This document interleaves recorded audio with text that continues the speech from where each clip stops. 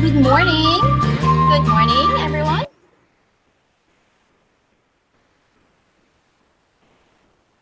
All right, so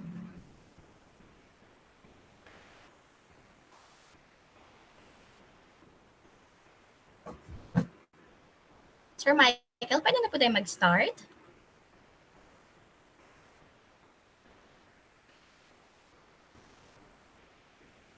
Good morning. This is from Swinging Team. Let's check our audio, please. All right, hello. Please continue speaking, ma'am. Thank you. Okay, so good morning to all. Welcome to our um, Brigada Pagbasa Webinar Series Part 2 with a highlight, Getting Rid of Reading Misconceptions. Good morning po sa ating mga parents and teachers na nandirito na, ganun din sa ating mga students. Nandirito na ba ang ating resource speaker? Good morning po sa ating principal. Good morning po. Kamusta, sir? Pwede na ba tayo mag-start?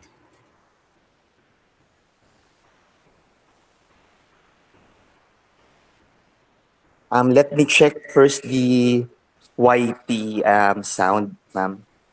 All right. So while waiting po, while we are still checking the sound for our streaming in YouTube, siguro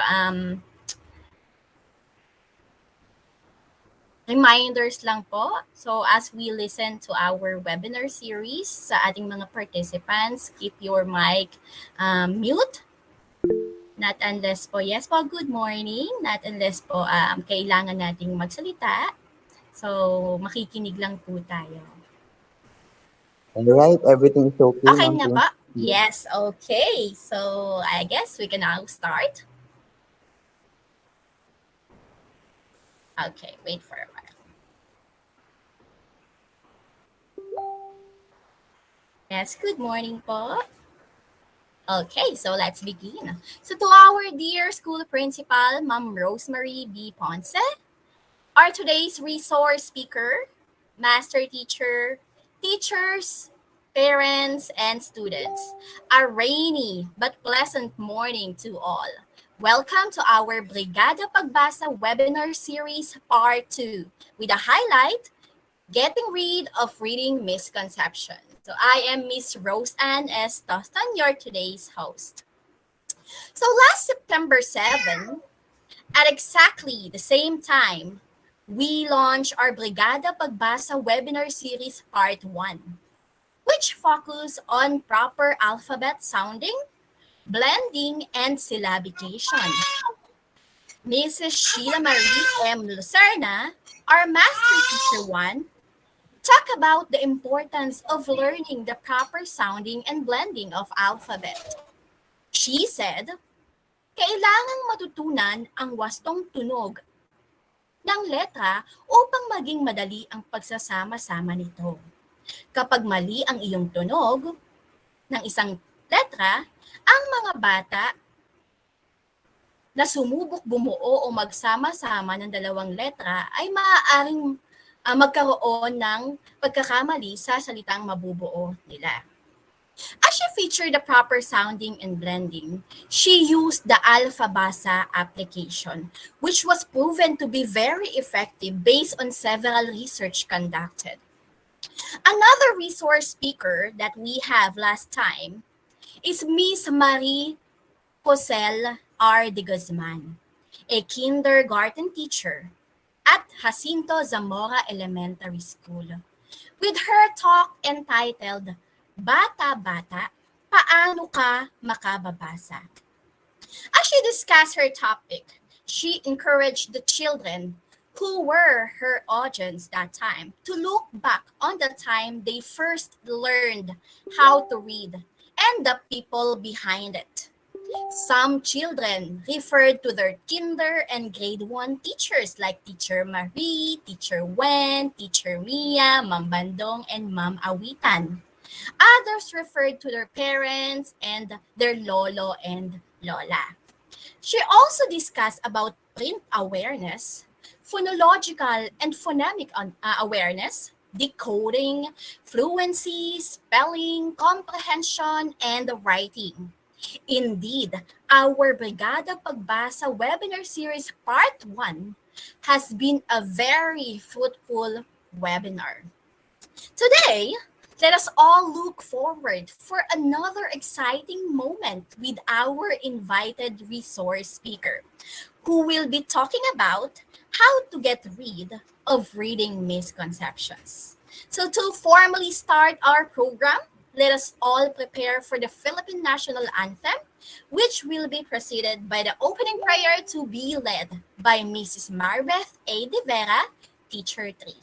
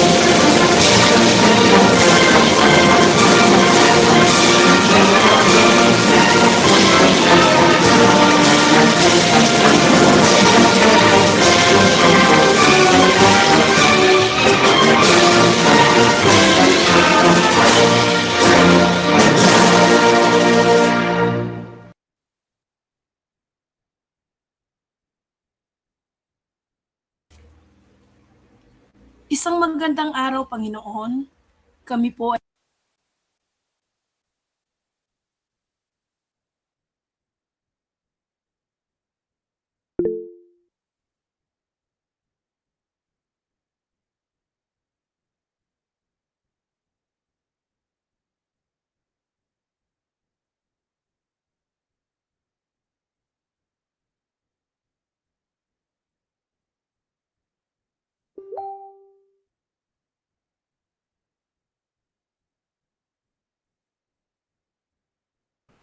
All right, ma'am. Are you still there? sorry. Yes po, ma'am. Sorry. Nakamute po yata kayo. Oo, Okay po. sorry. Napindot ko ulit. Sorry. Again, Sige po. isang magandang araw, Panginoon. Kami po ay nagpapasalamat at nilubos mo kami magkasama-sama ngayon sa aming mga hangarin para sa aming mga mag-aaral. Hiling po namin ang katagumpayan ng aming adhikain upang higit kaming makatulong, lalo na sa mga bata. Naway gabayan mo kami sa aming palatuntunan at bigyan ng bukas na isip at puso ang bawat isa upang maunawaan namin ang gagawing talakayan. Lagi po sanang iyong yakapin ang bawat isa sa amin para sa aming kapanatagan. Naway iligtas mo po kami sa pandemyang aming kinakaharap. Ang lahat ng ito ay aming itinataas sa matamis na pangalan ni Jesus. Amen. Amen. So, at this juncture, let us all welcome our dear school principal, Ma'am Rosemary B. Ponce, for the opening remarks.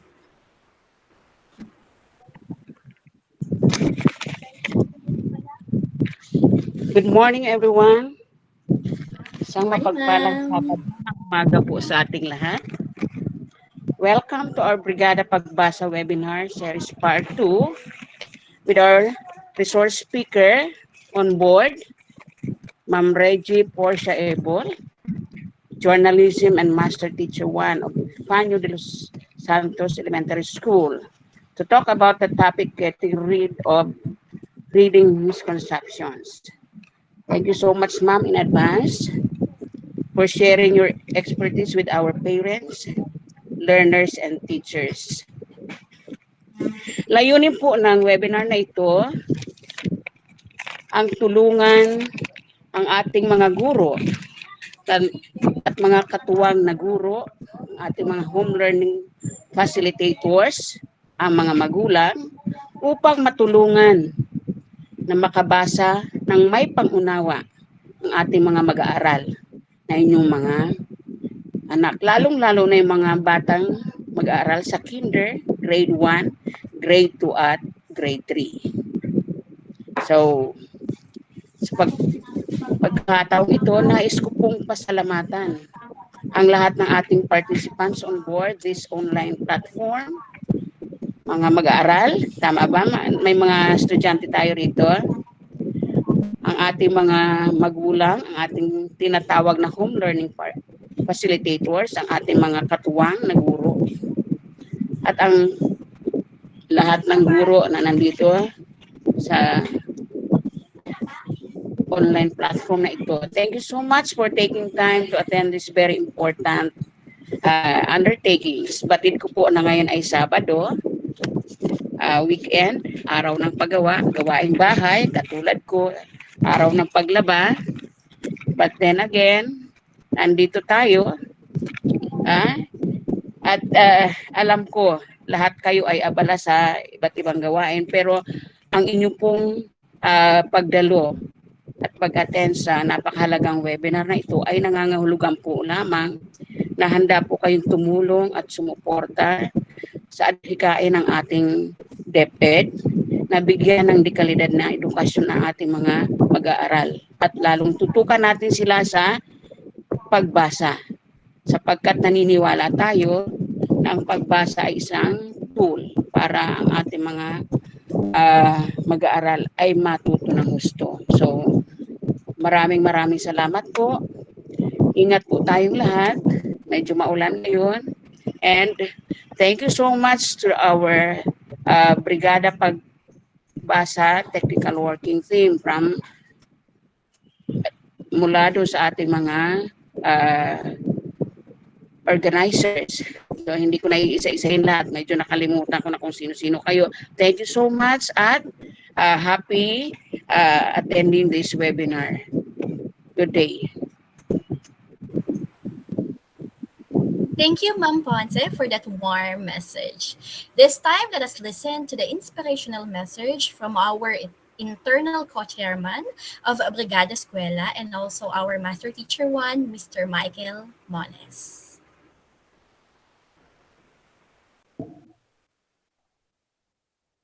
Hi, Ma'am Rose Ann, can you hear me? Yes, sir. Loud and clear. Alright, thank you. Isang magandang umaga po sa ating lahat. Naririto na naman po tayo sa isa na namang makabuluhan at punong-puno ng kaalamang Sabado. Nang mauso ang internet at natutong mag-computer, mag-cellphone ang mga tao, naging issue na sa atin ang samot-saring fake news. No? Ang daming fake news na naglalabasan. Dati-rati, si Aling Marites lang ang ating pinoproblema. Si Aling Marites na laging nandyan sa paligid-ligid. No? So, sila lamang yung dating tagahatid sa atin ng samot-saring balita. At ngayon, medyo nag-upgrade na sila ng kanilang mga internet connection. No? Makikita na rin natin sila sa social media platform. Marami tayong makikita online na mali o sadyang di tama talaga ang nilalaman. Kaya nga tayo ay pinag-iingat kapag gumagamit ng any social media platform dahil napakabilis ng kumalat ng bawat maling impormasyon ngayon. Kaya 'di ba merong campaign na think before you click. Kakambal na natin sa buhay yung sinasabi nating tama at mali. At sa paglipas ng mga panahon, unti-unti nating natututuhang baguhin ang bawat maling kinagawian, maling nalalaman, at marami pang iba na akala natin ay tama. Ilan sa atin ay kinatandaan na ang maraming maling paniniwala sa buhay. Kaya nga napakalaking bagay ng edukasyon sa buhay natin. At sa araw na ito, hayaan natin ang ilan sa mga maling paniniwala, maling kaalaman, o maling konsepto na matagal nang kumain sa ating sistema ay mabago at magkaroon ng magandang maidudulot para sa atin sa hinaharap o sa pang-araw-araw nating pamumuhay. Before I end, let me quote Francis Bacon. As he said, "Reading makes a fool man." Sabi niya, mapagyayaman natin ang ating sarili sa pamamagitan din ng pagbabasa. Nawa po ay manood at makinig tayo sa ating panauhin sa umagang ito upang tulungan tayo sa ating pang-araw-araw na hinaharap sa buhay, no? Kasi alam natin na ito ay magagamit natin bilang sandata natin sa araw-araw. Maraming salamat po at magandang umaga. All right, so thank you so much, Sir Monis, for giving us the overview of our today's topic. So to introduce our today's resource speaker, please welcome Ms. Charmelyn D. Escaño, Master Teacher 1.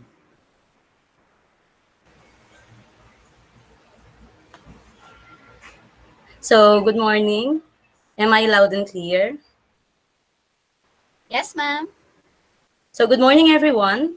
Our resource speaker for today graduated cum laude for Bachelor of Science in Education, major in English at Arellano University. She is taking up Master of Education, major in English at National Teachers College. She handles journalism and English class, school information and school learning resource coordinator at Epifanio de los Santos Elementary School. She is the District 5 journalism coordinator, a radio host at the Voice of the Teacher, DWDD, AFP radio station, and a second place winner at the Philippine Star National Essay Teacher Writing Contest. It is my honor to present to you a very good friend of mine, Ms. Reggie Portia Ebol, Master Teacher 1.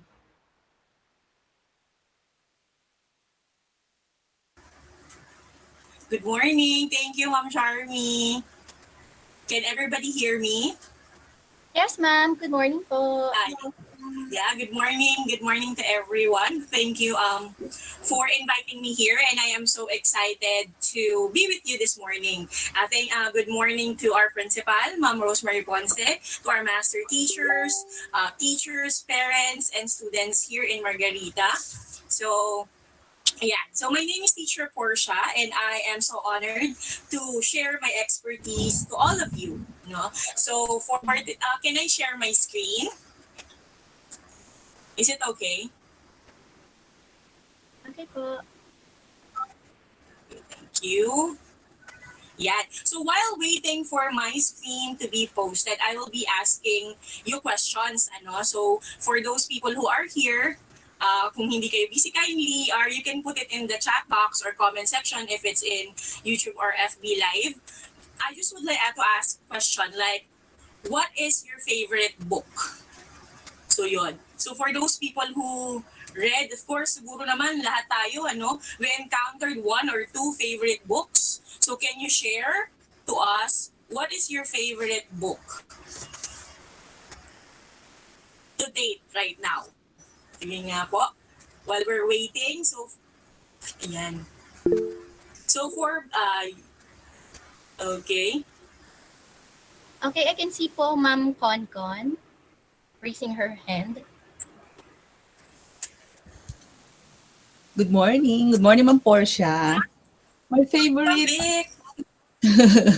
my favorite book is Greatest Miracle in the World by Ogmandino. Wow! Thank you, Ma'am Gon, for that one. So friend ko din yun si Ma'am Vic. So how about the others? Ano pa po? Si Ma'am Rosan, our MC for today. What's your favorite book and favorite author na lang din? Wait po, medyo hindi na ako prepared. Nakalimutan ko na, pero I'll get back to you, ma'am. Isipin ko muna ulit. I cannot remember Okay, yung so last book anyway, na natin. Wait. thank you so much. Okay, so the reason why I asked, thank you, Ma'am Vic, for answering, no? So the reason why I asked, because for today, like nga yung sabi nga ni Sir Mones, no, we are encouraging everybody to read. No? And as a teacher, of course, we will encounter, kahit na hindi tayo teacher when we were as a student or even as a parent, we encountered few books that we really like. So for today, we're gonna discuss or we're gonna talk about reading misconception. And while we're discussing this, we're gonna get rid of it and will be clarify. So parang fake news siya. That's why it is very important for us to clarify, because if we don't, it will be a barrier in order for us to it's a barrier to hinder us to love reading. Okay, so let's start. As you can see here in the screen, I think some of you might be familiar with this. Siguro one or two among you already use this. Of course, yung encyclopedia. So sa mga titas, plantito-plantita or 90s, titas, titos, na naabutan pa natin yung Discovery Encyclopedia kasi wala pa tayo, hindi pa masyadong popular Google that time. So, pupunta tayo sa library looking for information through encyclopedia. Our textbook, of course. And, yan, si Mama Rivette de Vera, Shade ni Sheldon, Windmill of the Gods. Okay, thank you po. So, yung literacy sa aming mga English major, yung mga Jane Austen, Beowulf, Hamlet, yan yun nagsisimula dyan. Yung mga readings. Then, you can also look for inspiration or to renew your faith. We can have the Holy Bible. Chicken Soup for the Soul. And then for a novel, Tuesdays with Maury, I put it there because it's one of my favorite. And then sa mga bata naman, sa mga parent, ito medyo popular, yung mga Lampara books, yung mga mga Adar na publishing books, kung saan kinikwento yung isang makabuluhang mga lessons through children's perception. So ayan, mga books na nakikita natin. However, I would like to clarify that when we are reading, it's not about book review. Kasi minsan nagkakaroon tayo ng misconception. Ang una nating misconception is, kapag nagbasa, kailangan intellectual. Kailangan makaguluhan. Kailangan may lesson. Pero actually, teachers, parents, and students, ang pagbabasa ay actually pwede at para sa lahat. Okay? Look at this. Katulad si yung si Ma'am Maribeth, favorite din niya si J.K. Rowling. So yung mga Harry Potter books, okay? Ito, popular. Kung kilala niyo si Vice Ganda, may sarili siyang book, di ba? President Vice. Si Ma'am Miriam Defensor, of course, our late senator, Stupid as Forever. And then sa mga 90s, of course, yung mga PHR, yung mga binabasa ng mga love stories. Hindi ko alam kung may mga nakaabot pa dito ng mga ganyan. So, yan yung mga that simple thing. Sa mga ating mga younger generation, itong He's Into Her, na I think it's a movie already. And of course, sa mga K-pop idol or mga fans dyan, even BTS has their own book. Mga infographics, posters. So in this pictures that I've shown you, it will be able to show na ang pagbabasa, hindi lang kailangan may matutunan ka. Okay? The first thing that you need to understand is you take time to read because you enjoy reading. Okay? Sa mga bata natin, wag natin silang i-bombard na kailangan may matutunan ka. Let's find a way to check on their interest. Okay? So by means of capturing their interest, I started, so to be honest, kahit English major ako, I really, it's dragging for me to do, to read Jane Austen, Pride and Prejudice, mga book report, ang kapal-kapal, di ba? Pero, pagbasa mo ako ng PHR, ng Precious Hearts Romance, ng mga kung ano-anong romance book, hindi na ako tatayo. Okay? Nandyan yung mga high school days ko, yan ang mga ginagawa ko. Pero hindi ako pinigilan. Okay? That's where it started. That's where I fell in love with reading. Okay, wag niyong pilitin ang sarili niyong magbasa dahil sa kailangan may matutunan kayo. You can start by reading what you really like. Because if you do that, you'll be able to realize na reading is a very enjoyable habit. Okay? So sa mga daddies o sa mga boys, usually ang binabasa nila newspapers, sports news. Okay? Pagmasa umaga, yan ang mga binabasa nila. And it's considered reading. And like what the quote here, reading is a passport to countless adventure. Okay? Kahit K-pop yan, makikita mo, you take interest, di ba? Kung ano yung kanilang mga behind the scenes, kung ano yung kanilang mga favorites, it's considered reading already.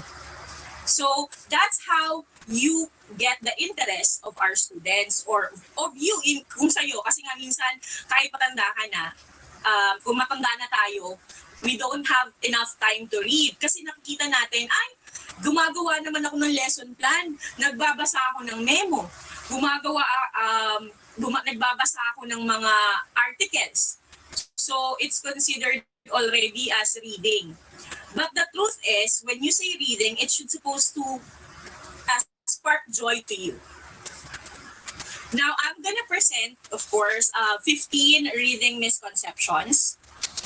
And as we discuss through this 15 reading types, I'll be also sharing with you what we can do to address those fake news or those misconceptions.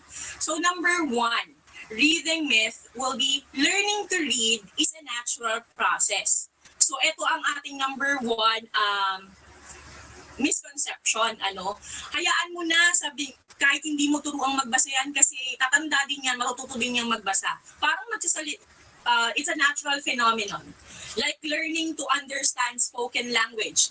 Di ba, hindi ko naman yan tinuruan magsalita, pero nakapagsalita siya. Okay? Without my help. Kasi nga, it's a natural phenomenon. But on the contrary, it's very different. Reading acquisition, by contrast, is not natural. Okay?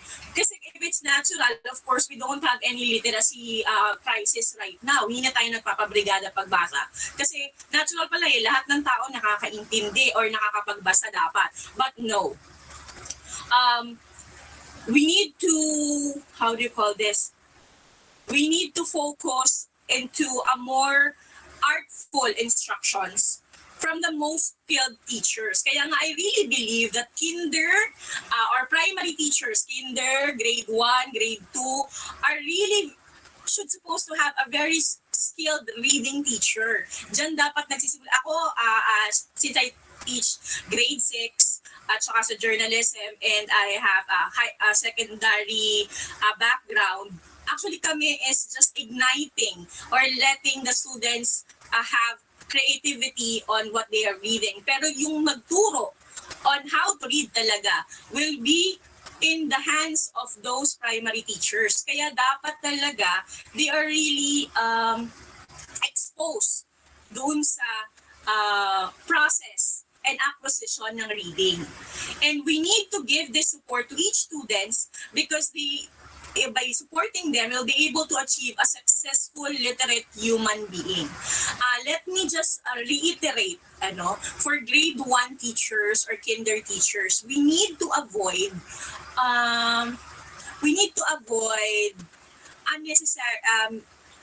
unnecessary experience to our learners who can cause trauma for them. Kasi katulad niyan, another example will be kapag pinagbasa mo sila in a front of class, kasi hindi sila marunong magbasa, ay hindi ka pa marunong magbasa. So at early age, nagkakaroon na sila ng trauma na I cannot read. So I am not into reading. Because sabi ni teacher, I don't know to read. Dapat we need to encourage them as early as they're in kinder or grade 1 to read. Because it's a natural process, and I believe that as an inspiring teacher, it's in your call. It's in our duty, to inspire. Makikita ka agad natin. So, ayun. Anyway, while I'm discussing this, of course, I'm not the solely expert of this. Kahit kayo po ay, since you are teaching, and even our home partners' parents are already working with their child, meron kayong mga expertise, meron kayong mga experience, feel free to chat it in the chat box, okay? So that we can be able to, of course, share and makita din po natin. Kasi if you have a good or have an idea on how to develop more in reading, then we welcome it here. Okay, thank you po. So next, reading myth number 2. Reading once is enough. Okay. Skim once rapidly to determine the main idea and identify the parts that need careful reading. Reread more carefully to plug gaps in your knowledge. So the effective way of spending study hours is to less devoted or time devoted to reading kasi and more time to memorization, master of technical terms, organize. It's a very painful process, you know. So the reading should be in line with processing visually. Okay? Huwag kayong ma-pressure. Huwag natin silang i-pressure ang mga bata. Huwag din natin silang i-pressure na kailangan maintindihan mo, kailangan may makuha kang lesson, kailangan what is the summary mo lahat, na-summarize mo sa akin lahat, what is the book all about. Technique on what to do with this. When you read, your first reading will be you ask the kid to read first, or kahit po sa inyo, it can apply. Read the book or a novel or something, and then close it, and then think about what you have read. So what is it? Use your imagination. Ano yung nagtumatak sa inyo sa binasa mo po? Okay? And that's how you tell yourself that you're able to understand and comprehend the book. Another example that we usually do, kahit sabihin natin hindi natin siya usually napapansin, will be sharing it to our friends. Di ba kunwari, or family, kunwari you read a certain article na lang, o kaya sa Facebook, o kaya sa Google, may nakita kang chika, okay? May nakita kang interesting topic, bigla mong shinare sa family. Uy, alam yun, nabasa ko, ganito, ganyan, ganito. Okay? Or, alam mo kahapon, nagbasa ako ng book, ganito, ganyan, ganyan. When you do that, actually, you're already reading and you're already taking interest on the topic itself. Hindi mo lang siya napapansin, pero naiintindihan mo na siya. Okay? By sharing it. Hindi mo naman yan, alam mo sa chapter 1, ganito yung nangyari. Sa chapter 2, ganito. Sa chapter 3, hindi. What you usually say is, I like that book. I like that book because I learned something from it. Because meron siyang ganun. Usually, 1 to 2 paragraphs, yung mga lesson. Pero pag talagang malaman, yun, medyo madami-dami. Okay? Reading once is enough is not true. You can always reread. Okay? Kaya nga siya may mga library eh. Hindi natin tinatapon. Usually what we do is, binabalikan natin siya. Kapag meron ako na parang for you to be inspired, yung feeling mo again, you'll grab that book. Diba? So, hindi dapat na pag nabasa, tapon. Okay? What if you are a reader talaga or a collector, when you read something, you're gonna put markings pa nga eh. You put writings and then you save it. Kasi maganda tong libro na to. Kaya I would like to back it again. Tapos to relive the experience that you are to relive the experience when you read that book. So, ayun po. Pwede siyang paulit-ulit basahin. Parang movie, di ba? Parang K-drama. Pwede tayong paulit-ulit kahit na napanood nyo na yung mga subtitle at napanood nyo na yung kanilang summary, ulit pa rin tayo because we enjoy. Okay? We enjoy the story, we enjoy the characters. So, ganun din sa books. Pwede natin siyang ulitin. Ayan. So, kaya pa ba? Reading myth number 3. It is irresponsible to skip passages in reading. Okay. Here, you must actively decide what is important. For our younger generation, I would like to tell to everybody that when you read, you can skim. Hindi mo kailangan word for word and page per page. Kasi may parang pelikula, ay baka may ma-miss ako. Of course not. By skimming, you actively decide what is important. Okay? You don't need to read every pages. Forget the guilt and read and learn what you need to. Kaya nga like kung sinasabi, start reading by getting a reading material that interests you. Kasi kapag nakita mo yung, sa BTS mo na mga biography nila, you find it interesting. So wala kang i-miss out doon. So sa mga ganong bagay, nade-develop yung habit mo on loving reading as well. Huwag nyo kaagad bigyan ng makakapal na libro, tapos book review.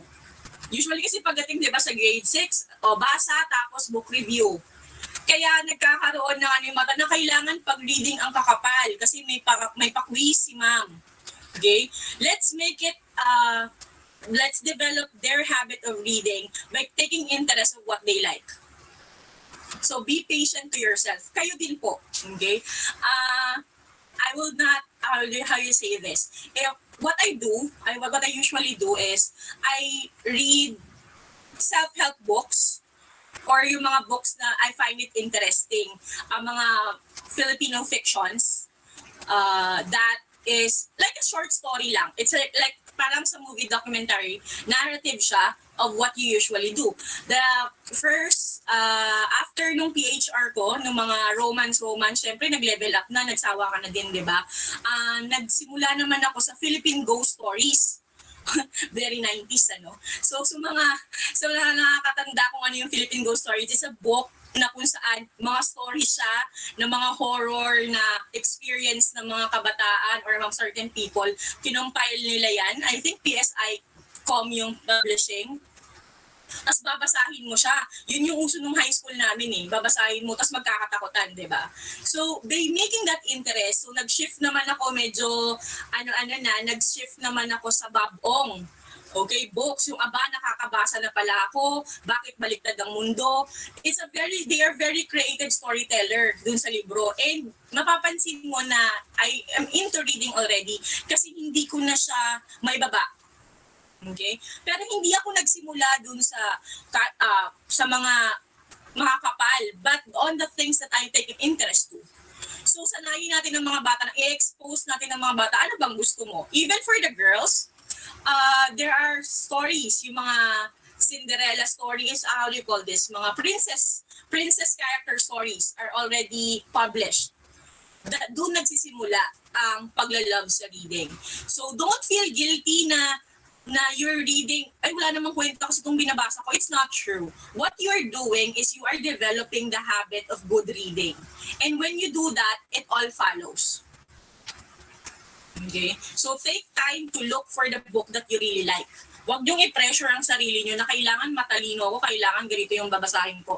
Even if you'll notice, di ba, The Vice Ganda and the JD of nung mga kasagsagan ng JD, naglabas din sila ng book. Pero pag binasa mo yung book nila, it has only one paragraph each page. Okay? Pero dahil nga medyo fun ka, medyo you find it interesting, nag-e-enjoy ka, natatapos mo siya. And you will realize, ay marami-rami na din pala akong natapos. Okay? Next. Reading myth number 4. Devices are necessary to improve my reading speed. Okay? Reading with a purpose, practicing skimming, looking for main ideas so that you can read them more carefully and taking down notes.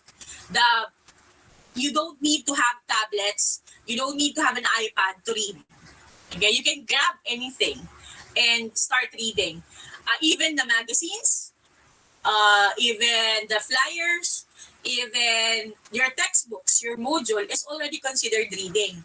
Ay kasi wala akong pang e-book kaya hindi ako makapagbasa. That's not true. If you really would like to, you can find a way. The best and most effective way to increase reading speed is consciously force yourself to read faster. I have read one person, parang she can read 10,000 books in 1 year. Okay, paano yun? 10,000 daw. We only have 30 to 31 days. So, grabe, sa isang araw, ilang book ang matatapos niyan, ano? And then, she mentioned that what she do is, she read what she really likes. And because her interest, ang dami niyang natatapos. Okay? So, when you want to read and to improve your reading speed, create a habit. Create a habit of looking for books or material that takes interest into you. Okay? So sa mga teachers, medyo, ay Ma'am Portia, madami kayong hawak eh. O sa mga parents, marami po akong anak and they have different interests. Hindi mo siya makikater ng isa. But encourage them, encourage them, present them the material na may mga iba pang mga libro na pwede nilang basahin. Okay? Kasi I'm so lucky to have a parent na very supportive. No? Dinadala ako sa National Bookstore o ikot ka dyan. Magtingin ka ng book na gusto mo. And you can read and you can buy it. Pag libro, walang tanong-tanong bibilhin. Pero kapag mga laruan, medyo hesitant. The problem right now kasi is we as a parent or as a teacher has a limited time. So, hindi tayo naka-expose na may mga iba-iba namang libro. Pag sinabi mo, mami, gusto ko bumili ng libro ng pang K-pop ko, ay nako, ano lang yan, hobbies lang yan. Pero actually, it will help them develop, no? Present them materials na, baka gusto nyo itong basahin. Kasi, if they find it interesting, then you don't need to dwell too much on encouraging them. Sila na mismo magsasabi. Okay? Present them books na like this. Right now, internet, Facebook, Google has a lot of materials that we can read for free. We can also download, so I am promoting, hindi naman, for those people who don't know it yet, pdf.com has a free, it's a website for free books na if you want to check out the title, nandun yun. So if you find it too expensive, sobrang kasing mahal, mami, ang mahal ng libro ngayon, you can have it free online. Okay? But make sure that when you choose, yun nga sinasabi ko, di ba, find way it is interesting to you, at the same time, make sure and be critical on what you're reading. Huwag maniniwala sa lahat ng mga binabasa. Counter-check. Lagi nating sinasabi. Kasi baka mamaya nabasa ko sa article pero yun pala fake news naman. Ginawa lang yun ng mga kung sino-sino para ma-encourage ka. Diba?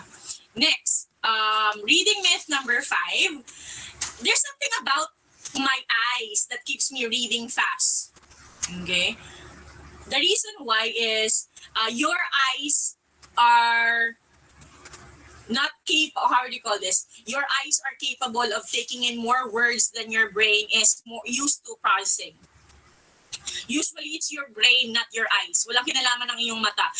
Ma'am, hindi ako makapagbasa at mabagal akong basa kasi meron po akong glasses. Medyo hindi po ako masyadong nakakaintindi kasi I have eye problems. So, but the problem will not be in your eyes, but the brain, it functions. You need to sound out words as you read. You will probably read very slowly and have difficulty in skimming and scanning until you break the habit. Kasi nga, it should be developed. Okay? Kumbaga, huwag mo sabihin, kailangan matapos ko to agad. Kailangan makapag 2 books ako per day. It comes into habit. Para ka nag-gym, di ba? You need to train your mind that gradually break it down and then you will see, ay, bumibilis na pala ako ng pagbasa. Bumibilis na pala ako because it develops into me. Okay? Next, read every word. Kung kanina, read every page. Ngayon naman, read every word. Many of the words used in writing grammatically correct sentences actually convey no meaning. Pampahaba. Okay? Kasi kaya nga na-develop ang topic sentence, na-develop nga natin yung mga skimming, yung mga organizer worksheets or organizer charts, getting only the most important one. It limits your reading speed but also your comprehension. If you exert more effort in conceptualizing these meaningless words, you might miss the important one. Okay? So, make sure that you can skim, you can check on what's important. Di ba yung sabi ko sa inyo sa mga technique kanina, close the book and then think, ano, what did the book meaning or ano yung nagbigay ng impression sa akin sa book na yon. And kapag nasagot mo yon, then that's the meaning of the book itself. Hindi na yung by chapter. Okay? Next. Reading myth number 7, children will eventually learn to read if given enough time. Yun nga yung sinasabi ko kanina. We have the notion na hayaan mo na, makakapagbasa din yan sooner or later. Kailangan din niyang matuto. Okay? And literacy instructions needs to be neat. No? And if you will not be able to read, pwede naman talaga siyang makapunta sa grade 2 nang hindi marunong magbasa. Kaya nga tayo naging intervention, di ba? Pero kasi, we need to understand that if our students or yung mga anak natin has a gap on reading, habang tumatagal, the gap widens. Until the gap gets so wide that bridging it requires extensive, intensive, expensive, and frustrating remedial instructions kasi ang tagal na, ang dami niya na-miss. Okay? So, the best chance of success at reading, if you can reach them at early on and provide the support and intervention they need. So, kung early pa lang na-determine na natin na itong batang to cannot read and we need to make some interventions, as early as grade 1, as early as grade 2, matututukan na siya.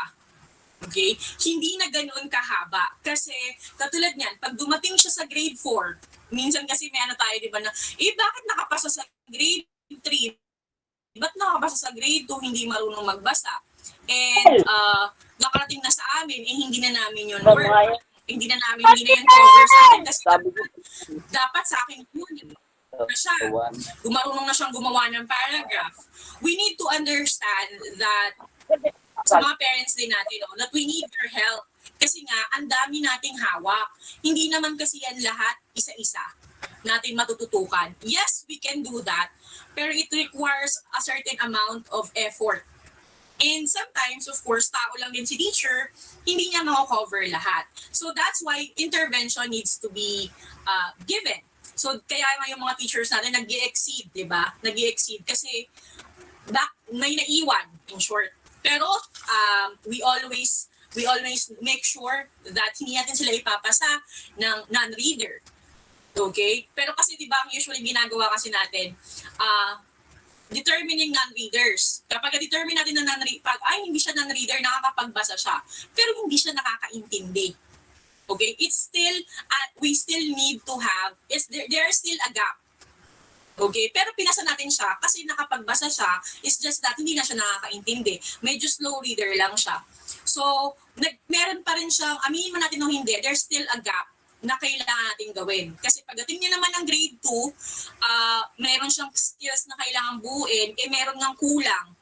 So, paano mo masisimulan yung competencies na ibibigay mo sa kanya kung may gap? Okay? So, yun yung kailangan natin. We need to make sure that our children can read and can understand, can comprehend. Hindi yung, hayaan mo na, magaling yung grade 5 teacher dyan sa Margarita, kayang-kaya nila yan. Magaling yung mga grade 6 teacher dyan, hindi yan makaka-graduate nang hindi marunong magbasa. Makakaintindi yan. Pero di ba, paano naman kung may mga ganun kasi tayong connotation where we have something na may mga magaling pagdating niya dun, masasanay siya. So if we will take part of every things that we need to do, and we committed to let our children or our learners to read, then it's very minimal. So alam ko naman na lahat ng teacher yan talaga ang goal. And hindi din natin sila masisisi because there are certain factors. Kaya nga napakahalaga ng Brigada Pagbasa because we are exposing it to the parents and to the children na hindi lang si teacher ang kailangan mag-effort at mag-exert ng effort. Kasi may mga factors na si teacher hindi kayang sagutin. Hindi naman siya si Darna or si Wonder Woman who can cater everything. But of course, it should be a mutual collaboration.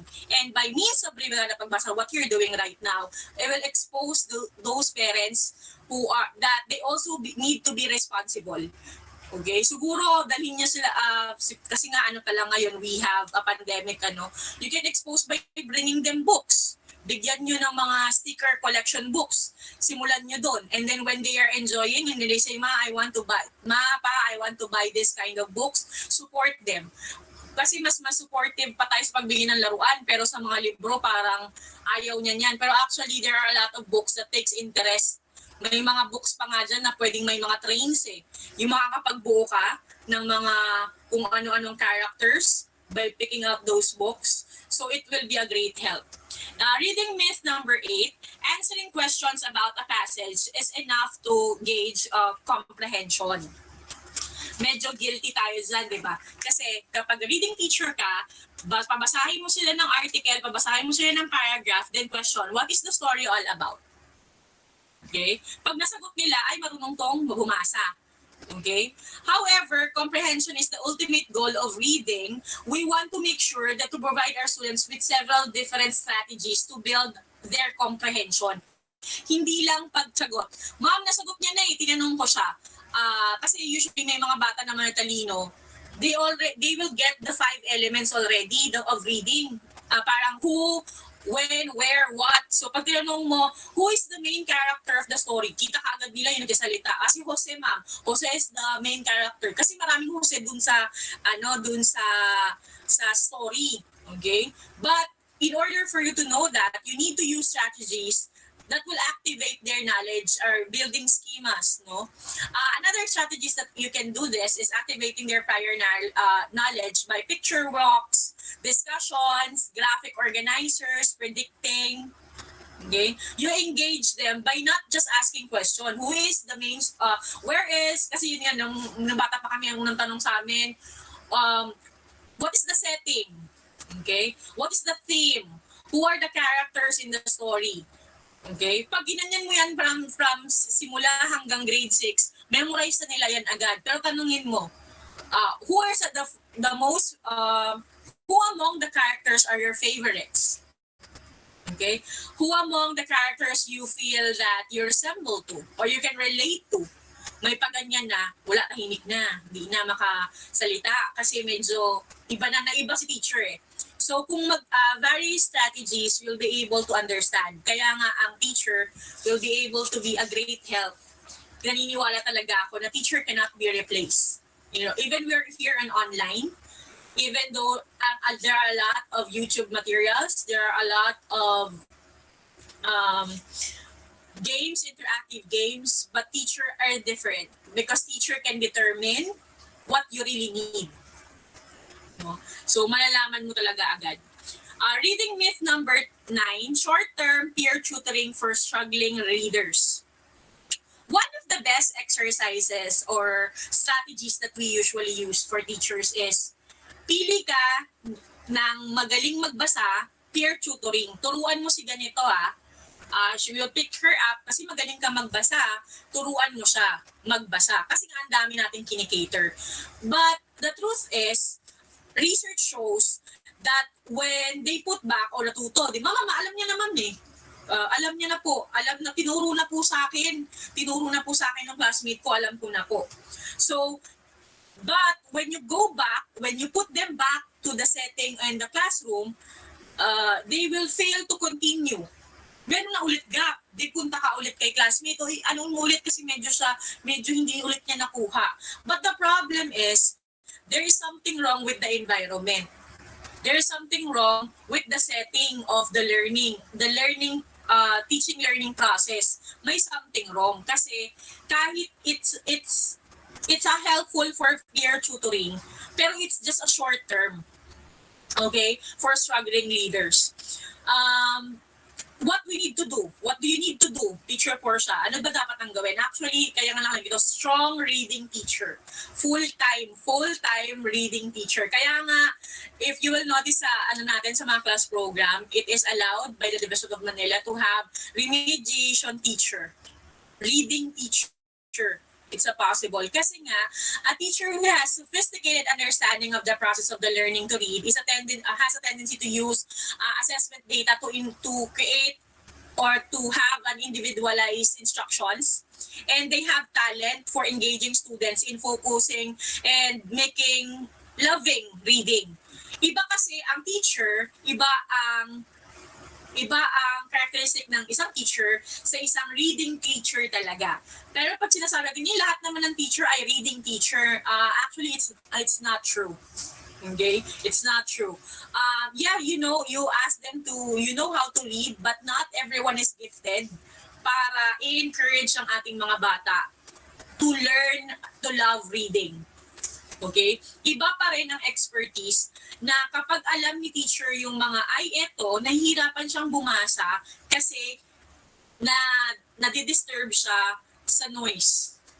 Nahihirapan siyang bumasa kasi may something wrong sa kanyang eyes, sa kanyang he has an impaired eyes, so hindi siya makabasa ng malayuan, malapitan. Nadidetermine niya agad eh. So, by means of those things, nakikita niya agad,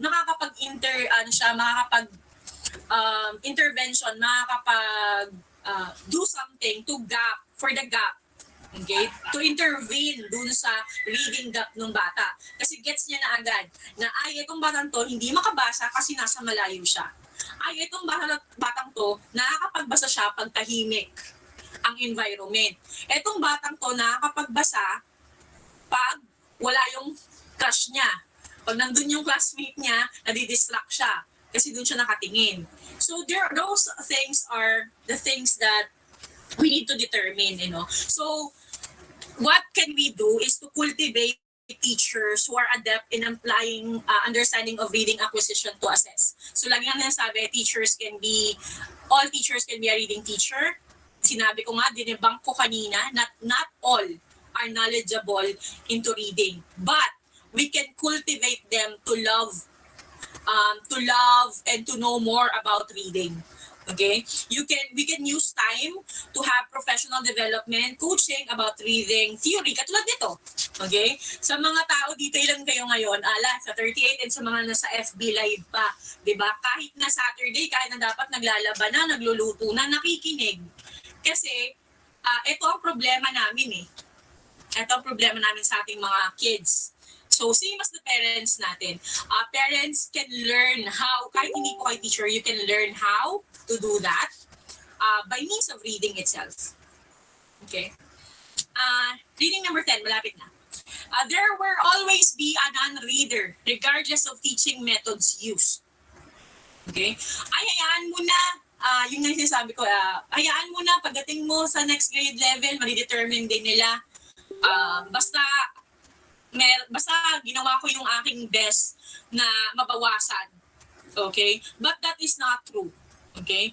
All that is needed is good teaching. Actually, kaya nga paulit-ulit, di ba, parang sabi nila, it's teachers or parents' fault kasi nga hindi nakapagbasa ang bata natin. But the truth is, reading can be taught talaga to everyone. Teachers using differentiated instructions, match tasks, activities, and assessment to the students' interests, abilities, and learning style. Pero that's the truth. Okay? We can eradicate non-readers, slow readers, if we have more time. Ang problema kasi, we don't have too much time kasi nga we cater a lot of students. Kaya we need our home partners, our parents to help us, lalo sa inyong mga anak, to bridge the gap. Kasi we will be, by using your help, we'll be able to, mabawasan, and we can focus more on those students or learners who needs help. Children who struggles with reading may respond at a slower pace, but it is important for teachers to continue providing support until he or she masters the targeted skills regardless of how long it takes. Katulad ngayon, since ang according to World Health organization, online classes should stand for 1 hour to 2 hours maximum. So the teachers or reading teachers doesn't have enough time para makater lahat ng mga bata. So our request to our home partners, parents, is to step up and help us na ganito ang mga strategies na kailangan para ma-address ang ating concern. Kasi po, when we do this, we can achieve academic success when teachers or parents will provide a variety of reading strategies suited dun sa learners natin. We can eradicate non-readers. Kaya ang paulit-ulit sila, anong ginawa nyo? Anong ginawa nyo? Anong ginawa ni teacher? Anong intervention ang ginawa ni teacher? Eh, ang dami ng ginawa ni teacher na intervention. Hindi pa rin nagawa. Bakit? Kasi hindi naman umaaten, hindi nakikinig, natulog, or hindi naman kinukuha. So those are the things that it's beyond our control. But for our parents, our pledge for the parents is to step up and do something to help us kasi para din naman yan sa future ng inyong mga anak. Okay, and para din sa mga learners, di ba? So next, reading myth number 11. Children who read fluently can fully comprehend. Pag nakapagbasa, fast reader, nakakaintindi. Okay? But you know what? Understanding what you read does not occur simply learning how to read. Okay? That doesn't mean that when you read fast, you can be able to understand. Why? I'll give you a scenario. When you read a text fluently but do not do not have the skills or ability to think about what they read, you will not be able to comprehend. An example is, inutusan ka ni teacher, mag-oral reading. Okay, mag-speech sa halap ng mga tao. Okay, activity nyo is oral reading. O, ikaw na, Portia, ikaw na ang magbasa. Ngayon, pagbasa mo, mas focus ka, una, makapagbasa ng tama. Mabasa ng tama ang spelling. Okay? Kakabahan ka kasi pag nagkaroon ka ng Bisaya na word, bigla kang tatawanan. Or kung kuwari na mispronounce mo, ay, hindi marunong, di magkakaganang-gana. So your focus mo will be not into understanding what you read, but the oral reading accuracy, the word intonation, the way you need to develop. Okay? So, by using this information, you need to ensure the students receive the appropriate instruction to successfully comprehend difficult texts in order to become a lifelong reader. Sa mga students natin, na-experience nyo ba? Sabi ni, ikaw naman, Michael, basa. Tapos, ikaw na nga nagbasa. After magbasa, what is the story all about? Ano yung binasa mo? Tapos di na nakasagot. Pero nagbasa siya. Hindi na siya nakasagot kasi nga nakafocus na siya doon sa the way na kailangan niyang i-deliver yung text, di ba? So for teachers, I think one of the strategies that you can do is ask muna. Wag naman yung nagbasa na, yun yung tatanungin niyo agad. Kasi nga, medyo nandun yung, medyo kinakabahan, medyo may iba siyang focus. You can ask those students na pinabasa nyo or yung mga nakikinig. Di ba? Usually, ang inaasap ko sila, anong ginagawa namin dito, nanonood? Di ba? Yung mga hindi nag-recite, usually yun ang joke ko sa kanila.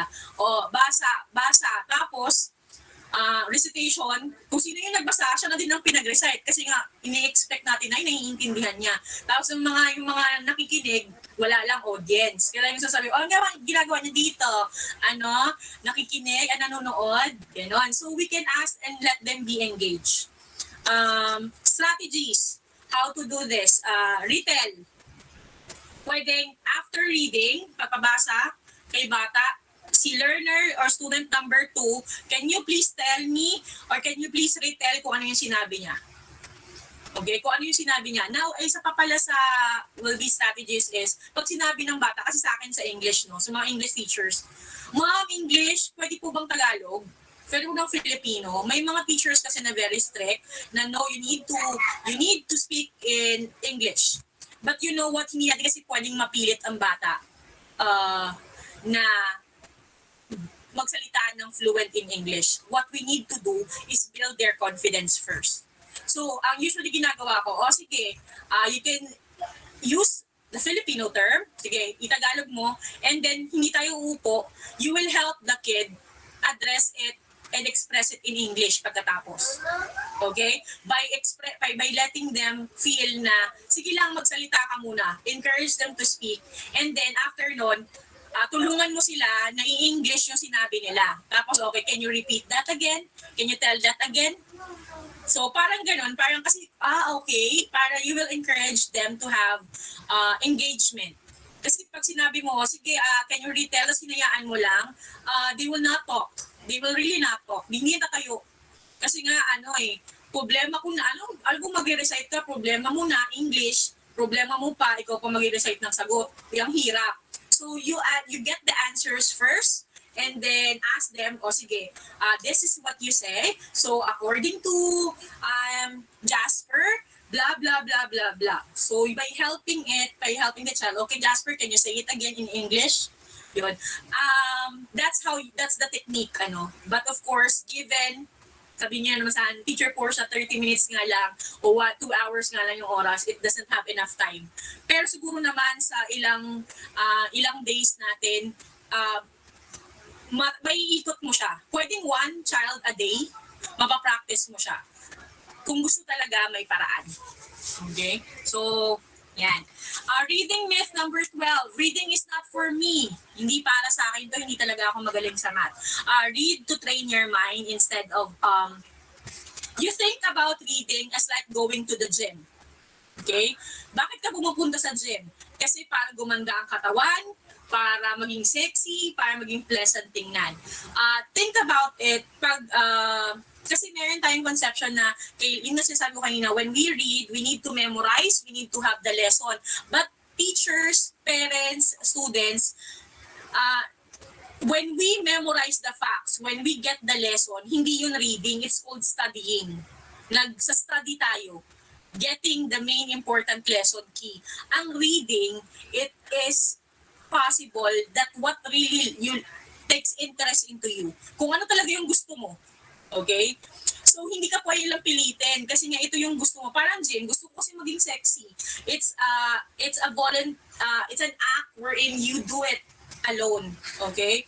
So, tapos kapag ayaw mo naman, may mga months na gusto mo maging araw-araw ka na Jim, may mga araw, buwan naman na ayaw mo, gusto mo lang mahiga, you'll become a couch potato, then, di ba, nahihirapan ka ulit ibalik. So same as reading, pag hindi ka nagbabasa, hindi ka nagbabasa, your mind is parang siya kasi ang mga fiber ng ating mga brain are parang, ano ba tawag dun?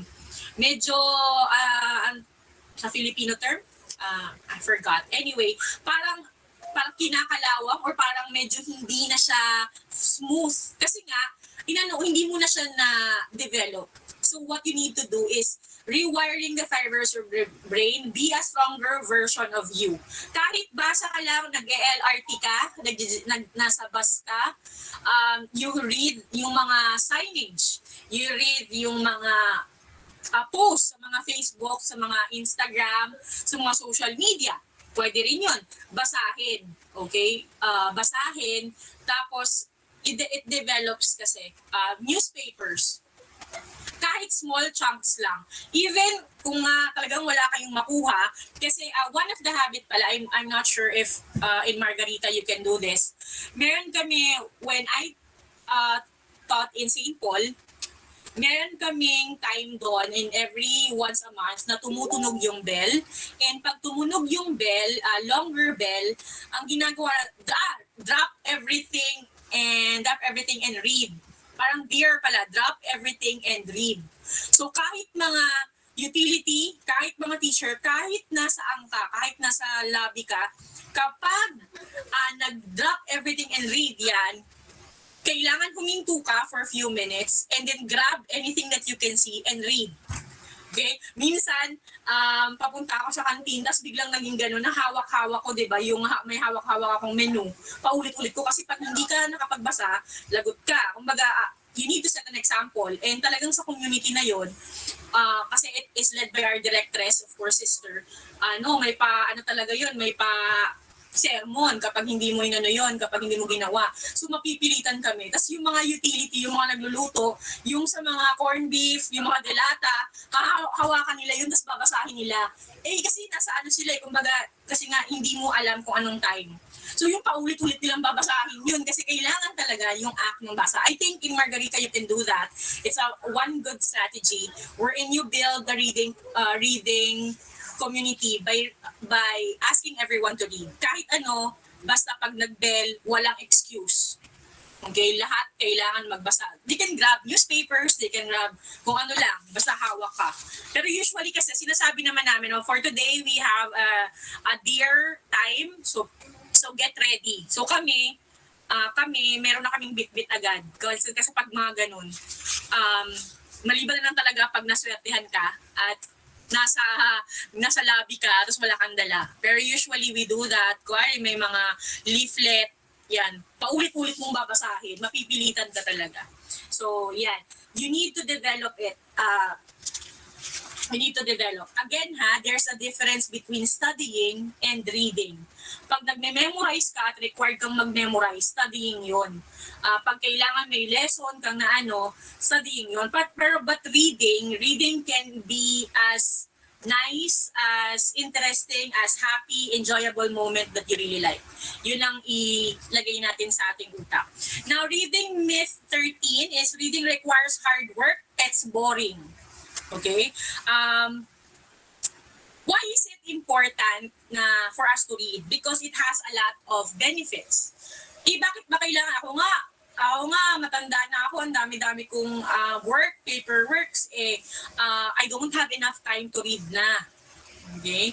But you know what? When you read, iba kasi ang read na gusto mo sa napipilitan kang gawin or sa paperworks na ginagawa mo for teachers.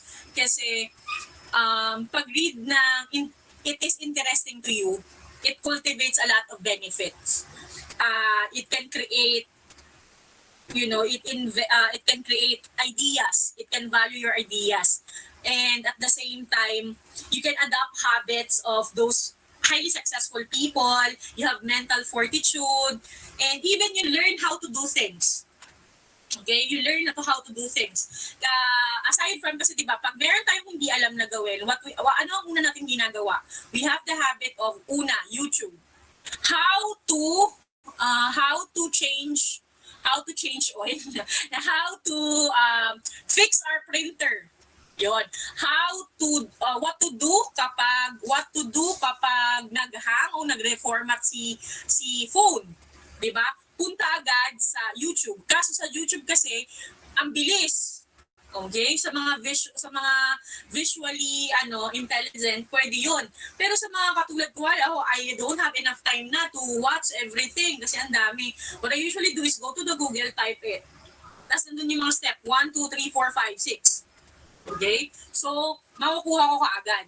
So, you need to find ways, and yun nga, you will say boring kasi hindi yun yung bet nyo. But if you are Christians, diba, if you're Christians, you're more on religious stuff, yun, pwede kayo magbasa nun. It's already part of reading. Mga Bibles or mga words of wisdom, mga inspirational, yun. So, pag nakita mo at nagustuhan mo, it takes interest in you.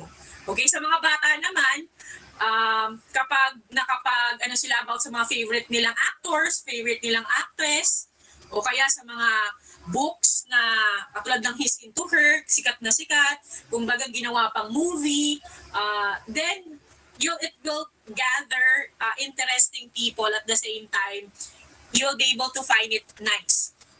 Experience. Reading myth number 14. Readers who are behind should master literal comprehension before inferential comprehension. Ito naman sa mga parents o sa teachers. Kapag si bata ay struggling reader, kailangan matutunan niya muna, kasi kailangan matutunan niya muna ang who, what, ang mga elements, ang mga basic. Kasi struggling readers nga, hirap na nga siya . Hindi na natin siya pwedeng tanungin ng masyadong mahirap kasi nga hirap na siya magbasa. But the truth is, struggling readers are able to draw inferential or inferences from a text by drawing more prior knowledge and combining them with information in the story, leading them to have a deeper understanding of a story message. I-relate mo sila. There's a research that when you tell that when you engage dun sa mga struggling readers by giving them comprehension na do you like kung ano yung nangyayari sa sa character? Can you relate to that character? Okay? By doing that, combining their background knowledge, mas makukuha ng mga bata yung point ng reading. Okay? And it develops kasi engagement, para nakaka-relate siya. So, ang strategy during read aloud sessions, encourage making inferences. What do you think the author meant by? Okay? Why did the characters do that? So, tingin mo, Jasmine, why do you think that the character do that? What do you think will happen kung sa'yo yan nangyari? Okay? What is happening here? Ganon. So, mga questions and, kasi yun nga nasabi natin, everybody is unique. Everyone has their own experience, and by using this strategy, you'll be able to understand more sa student and at the same time, you'll be able to know na eto yung mga dapat niyang gawin. Read, of course, ito yung last one. Reading May 15, I don't have time to read. Okay. Teacher Portia, sobrang busy ko na. I don't have time to read. Okay? But the key word here that I always say, consistency is the key. The results will be very minor. Paisipin nyo na lang, if you don't read, or you read once a week or once a month, then, mahirap siyang gawing habit. Okay? But if you do this one single time or 30 minutes a day, you will be able to know, and consistency, consistent with the 30 minutes, then you will be able to know that, pagdating ng medyo mabilis na akong magbasa. Kasi na-develop ko na siya. And pwede mo siyang gawin actually. Pwede mong gawin sa nakastuck ka sa traffic, while waiting in line, di ba yung nakatayo ka, waiting in line sa mga bills, bayaran, or kumbaga, inaantay si mommy o si daddy, o getting on the bus, or while waiting for the meeting, pwedeng magbasa. You cannot say you don't have time. We always have time. Okay? And with that, I will say that reading is essential for those who seek to rise above the ordinary. Okay? You don't read because your teacher told you so. You don't read because sabi ni mama magbasa daw ako, sabi ni papa magbasa daw ako, sabi ni teacher, sabi ni principal, sabi ng lahat na kailangan magbasa. You read because you find it enjoyable. You read because you want to learn something. And you read because you like it. Okay? Yun. Yun ang key term talaga. Reading is essential because you like to read. Yun lang siya. So, thank you so much, and thank you. I hope that you have learned something. Pero matagal ko ata nagsalita. Sabi ko saglit lang eh. So, thank you so much for inviting me, and if you have questions, feel free. All right. So, thank you so much, Ma'am Ebel, for that very informative talk.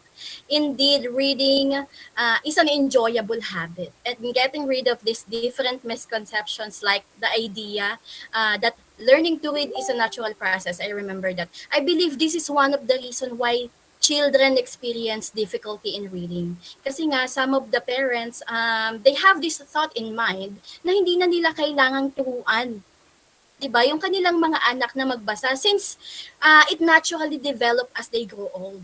So, misconception po yun, diba? Kaya nga, some student, I'm not talking in general, pagpasok nila sa school, that was also the first time they encounter books and reading. Probably this type of parents, naintindihan ko naman, are those that have their other priorities, like instead of spending time reading or teaching their children to read, that they would rather focus on work or how they could earn money for their family, lalo na today that we are in pandemic. I hope your topic today, ma'am, will be an eye-opener sa ating mga magulang at guardian. especially those with children that is in the formative years of age like 0 to 8. Importante that at this very young age, ma-develop na nila yung kanilang reading skills and their love for reading. At malinawan na sila about all of these misconceptions. Also, Ma'am Ebel, if you don't mind, so I'd like to go back sana with your question kanina. Yeah. Yes, I don't really have a favorite book in particular. In fact, the last time I actually completed a novel was way back in college pa, like 10 years ago. So it was a book entitled Moby Dick by Herman Melville. So, but nowadays I enjoy reading books more about life. So I'd like to share with you then. Yan. So yeah, so this was the most recent book I have read. So the title is I Decided to Live as Me. Yan, It's very a Korean book, yes, written by Kyung Min Bae. So it talks about tips and advices on how to overcome struggle being in the adulting stage. So I really find this book very timely and interesting for I get to relate so much about its content. Kaya nga medyo talagang matagal ko siyang matapos kasi bawat episode niya talagang ninanamnam ko. Pero ma'am, Yes, yes. Di ba? if you will notice, ma'am, na nung tinanong kita kung what is Yes, your favorite book, hindi ka kagad nakapagsagot, pero meron ka ng favorite Yes, talaga. actually kasi I try to look back. Sabi ko, Kapag reading, kailangan intellectual, kailangan may yes, laman. exactly. Pero sa totoo lang, kahit anong book talaga yung nabasa nyo, okay lang. Kasi Yes po. hindi siya kaya pag tinanong ka kagad, what did you read? Naiisip mo agad ay kailangan medyo Yung kakaiba. something, di ba? Something na may impact. Di May ba? may lesson. Kasi pag If you really love reading, yes, if you really love reading, parang pag sa sobrang dami na nila, actually, hindi mo na ma-weigh, sino ba yung favorite ko? Sino ba yung least favorite ko? Parang, yung ma-remember mo na lang is yung moment, yung chapter or yung episode na talagang tumatak sa'yo, di ba? So, yun lang po. Just for sharing lang po. Okay, so going back to our program, we will now have the open forum to entertain questions and clarification coming from our participants. So, naramdaman ko kanina, Ma'am Apple, as you talk, medyo naramdaman ko yung excitement ng ating mga participants kasi they keep on raising their hand. Kung nakita nyo, medyo, kaya, ngayon, this is the moment. I am now opening the floor para po sa ating mga questions and clarification for Ma'am Apple. Yeah, I encourage everyone to ask questions kung meron po kayong that you want to ask. Feel free. Yan. Pwede niyo pong erase your hands or kaya i-type niyo na lang po sa ating chat box. Yeah, so basa tayo dito ng si Ma'am Shirley, Book of Leadership by John Maxwell. Yan. Tapos, and Sidney Sheldon, Wyndham Mills, J.K. Rowling. Hindi lang po sa mga parents natin, even sa mga teachers po natin, baka meron po kayong questions or clarification po regarding sa naging content ng talk ni Ma'am. Yeah, I hope I delivered it well kasi medyo nagmamadali ako. Mabilis Actually, super po talagang medyo bibilis ako para kasi marami pa kayong mga sobrang kaming na-enlighten sa content po ng inyong talk. Thank you so much po. Yeah. Meron po ba? Mukhang nasagot na ata yung mga questions. nasagot yata siguro as you go along with your topic. Yung mga queries nila, na-cover nyo na po without actually knowing their question. Wala na po. So, meron ditong sumagot. Wala na po. So, yeah. and giving you 10 seconds to type your question or to raise your answer. Yeah, so To raise your hand for your question. While we're waiting for our parents, like kung sinasabi, please encourage your mga sons and daughters to read by taking interest of what they really like. Okay? So, kahit K-pop, ano pa yan, magazine, kahit anong ano pa yan, suportahan natin. Kasi kapag Yes po. nakita natin doon na, kasi iba na ang generation ngayon, doon natin Yes, malalaman exactly, na exactly. that's where they really like, and doon made-develop yun eh. You know, mali-develop siya dun sa love na yan by means of supporting. Teachers can be a way, pero we also have limitations. So sa parents talaga, yung medyo mabigat yung role. Katulad Yes. naman pag sabi mo nga, formative years, usually A, B, C, D, di ba? Yes po, Tuturuan na yes. sila apple, banana. Yung basics Tapos talaga, stop yes. na. Stop na sa word. Pag nakapag-memorize na ng A, B, C, D, Letters, at saka sounding. letters, Yes and po. tapos na. Hindi nila formally na-introduce yung reading Oo, talaga. hindi nila nakita yung habit na dapat nga may storytelling pa yung bago Yes. matulog. Kaso nga, yun nga, sabi mo nga, we came from a different environment. Sometimes we don't have much time. Pero Yes. kasi kayo ang unang teachers talaga ng ating mga bata. So, hindi lang nag-stop sa sound, sa alphabet, sa numbers. Turuan din natin na once upon a time. Kaya nga nauso yung once upon a time. Ganun na, Yes. di ba? Yung mga stories. Para ma-develop talaga. So, mukhang wala na. Okay, I guess sabi dito ni Ma'am Abby is well explained na. Thank you so Maybe much. we could proceed na to the next part of our program kung wala na tayong questions. Okay, so for the awarding of certificates, I'd like to request our overall Brigada Eskwela Chairman, Mrs. Abigail A. Banigon. Take it away, Ma'am Abby. Thank you, Ma'am Rose and Ma'am Portia. I'd like to thank you, Ma'am, for accepting our invitation to be a resource speaker for today's webinar. Napakagaling po. You really inspired our learners and us to read and to love reading. Thank you so much, Thank Ma'am you po. Portia. And to read the citation of the certificate, Department of Education, Schools Division Office, Manila, Margarita Ross de Ayala Elementary School. Certificate of recognition is presented to Ms. Reggie Portia Ebo in grateful recognition for her invaluable service as resource speaker during our virtual webinar Brigada Pagbasa Series Part 2 and for her outstanding contributions to the success of Brigada Eskwela 2021 Bayanihan para sa Paaralan, given this 11th day of September 2021 at Margarita Rojas de Ayala Elementary School, Santa Ana, Manila. Signed, yours truly, Abigail A. Banigon, Brigada Chairperson, Leia D. Iscanio, our Master Teacher in Charge for Brigada Eskwela, and Ma'am Rosemary B. Ponce, our School Principal. Again, Ma'am Portia, thank you very much. Yes, ma'am. Thank you so much with this. I also would like to thank Ma'am Leia, kay Ma'am Charmy, tapos kay Ma'am Vic for supporting me. Thank you so much, Margarita Rojas de Ayala, for inviting me. Sana po may natutunan kayo. Thank you. Thank you so much po, ma'am. So, to formally close our program, our webinar series today, I'd like to request Sir Ronald Ray M. De Vera, Master Teacher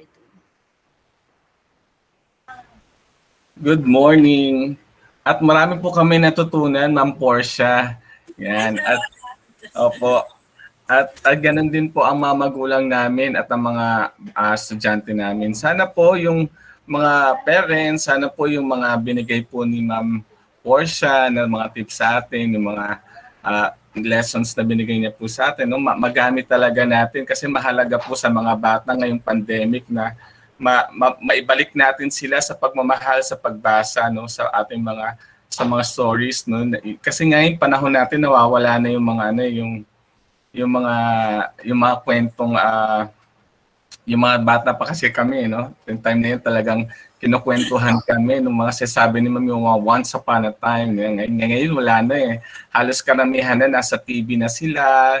Tapos nawiwili na yung mga bata na kung ano mga ginagawa sa computer. So ngayon po, sana magkaroon tayo ng time po, mga parents, mga kids, na ibalik natin yung pagmamahal natin sa pagbabasa. Yan. At kami po, mula po sa Margarita, ay nagpapasalamat kay Ma'am Portia, kasi po binigyan niya tayo ng time talaga no para i-share yung kanyang expertise sa atin. Yan, at nawa po mga teachers, tulungan din po natin sila Mami at si Daddy na turuan pa yung mga bata na magkaroon ng pagmamahal sa pagbasa. At muli po, maraming salamat po sa inyong lahat sa pakikinig sa ating Brigada Eskwela Team. Salamat sa inyong mga seminars na inihahanda, no? Simula nung day 1 natin talagang iba-iba, no? Merong tungkol sa pagbasa, meron sa pag-garden, yan. Tapos merong psychological. It's talagang yung Margarita po ng ating Brigada Team talagang pinaghahandaan po yung ating pagbabalik eskwela, yung ating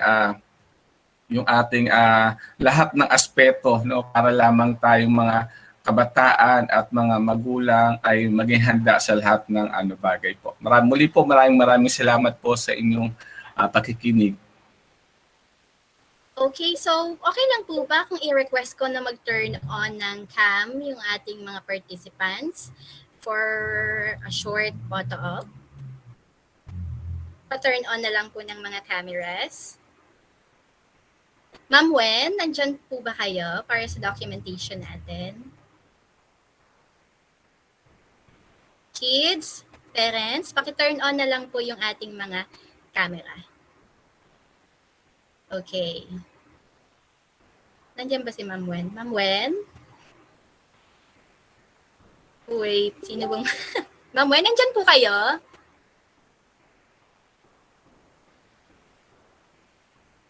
Ako na lang po, ma'am.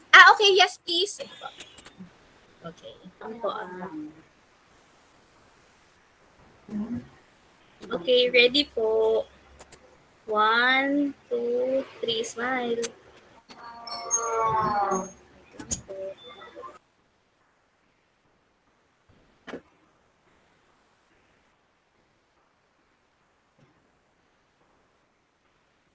Okay. Okay na po. Isa pa po. Isa pa. Okay po. Yes po.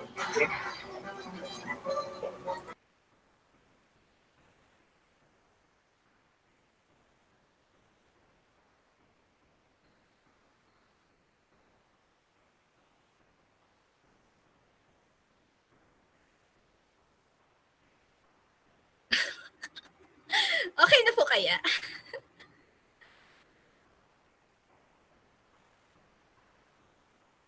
Alright. Smile lang tayo.